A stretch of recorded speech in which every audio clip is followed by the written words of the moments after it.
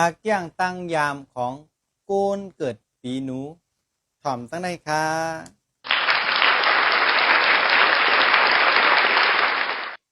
เป็นโกนไวค่ะไววันนั้นเหตุการณ์ไวค่ะแล้วก็ต้องตื่นตูแล้วก็เป็นคนใกล้มีตังคัดใจแล้วก็เป็นคนดีหมออดเยื่อนอดขัดมีหยันเลียดเซียวหลีครับแล้วก็เป็นคนใจดีทิ้งซิมตัวเจ้าเก่าไล่หลีเหมือนกันผู้จักว่นแตนเปินมีนำกัดในการว่นเมตัวเจ้าเก่าสูงเยอะเฮ็ดก็อ้วยหลีหนำบอกว่าอ้วยก็เขามีหนำและเป็นก้นตีมีลองเหย็นเงหมออ่อนอ่อนมีอีสังเนี่ยเก็บไว้ในอกในเสออ่ำเปี้ยเนี่ยเผลอออกมาเหอะเจียงเจียงเลี้ยงเลี้ยงกุ้ยเพราะว่าเขาอยู่ตั้งนอกเสร็จด้วยหันเขาในเขาเป็นก้นตีหมอไว้ตัวเหอะจึนปังเกี่ยวเสื้อเป็นก้นตีมีนำเจอ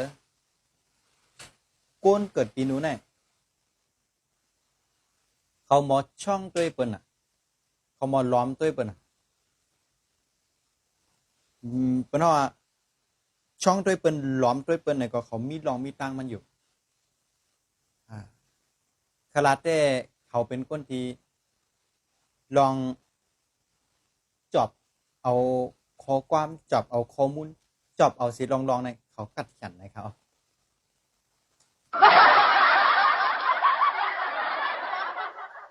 คอยบย่อมเขาก็มีอยู่ครับคอยบย่อมของก้นเกิดปีนู้นในเป็นก้นที่มังปอกเป็นก้นว่วนนำหนักก้นปีมังปอกก็ขี้ทางเทิมเฮ็ดสังอินก็ทางเทิมได้เป็นก้นตีมีออกแอกออกออป้ายว่นของเขานั้นเป็นโหปานเก่าครับเป็นก้าปานเก่านะตอนตาเงาตรงหัวในนะก็ย้อนเกิดยังไว้กันได้ค่ะทบยากันแทงหมักเนิงเงาตรงหัวหน้ามันแม่นข้าเขาก็สละขึ้นดีเมืองไทยมาสูงค้า